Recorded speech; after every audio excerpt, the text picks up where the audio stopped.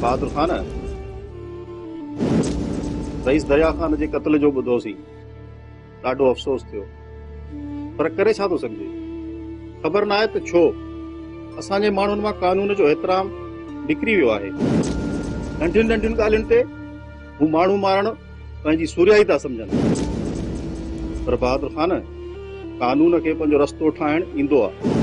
इन्हनि सभिनी खे हिकु ॾींहुं कानून जे जकड़ में ज़रूरु अचिणो आहे। राणा साहब, सरदार शाहजमा, हाशिम,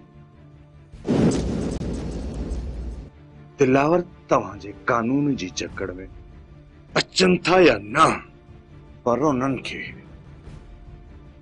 बहादुर जे कहर जे चक्कर में ज़रूरु अचणो। हा राणा साहब, खून जो बदिलो खून हूंदो आहे। उहो त उन्हनि खे ॼाणो पवंदो त जहिड़ो थींदो खून ख़राबो थींदो, वॾो गंद थींदो। मगुल खान, मुंहिंजी त इहा सलाह अथव त कानून खे हथ में न खणो त बहितर अथव। कानून अवां सां इंसाफ़ करे। सूबेदार, मुंहिंजे मुरीद दरिया खान जे कातिलनि खे तव्हां हिन वक़्त ताईं छा कयो? छा कयो तव्हांजे कानून शाह ज़मान, दिलावर ऐं हाशिम खे? पीर साहब, सभु कुझु थींदो, पर उन लाइ अवां खे पहिरियां कानूनी तक़ाज़ाऊं पूरियूं करणियूं पवंदियूं। हली अॼु ई अची एफआईआर दाख़िल कराए।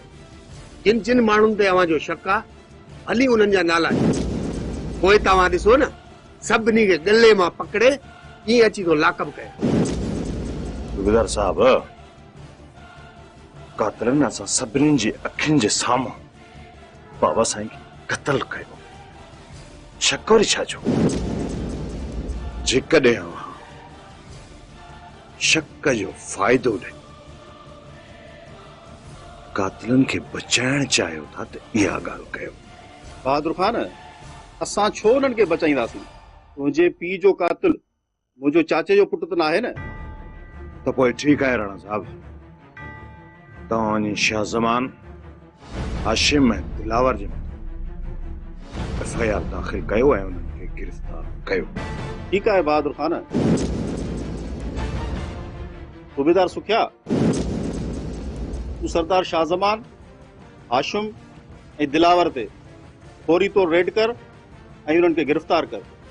पर सर, बहादुर खान वारनि खे थोरी तकलीफ़ करे थाणे ते ज़रूरु अचिणो पवंदो। ठीकु आहे सूबेदार साहब, मां ज़रूरु हिंदुस्तान ते एफआईआर दाख़िल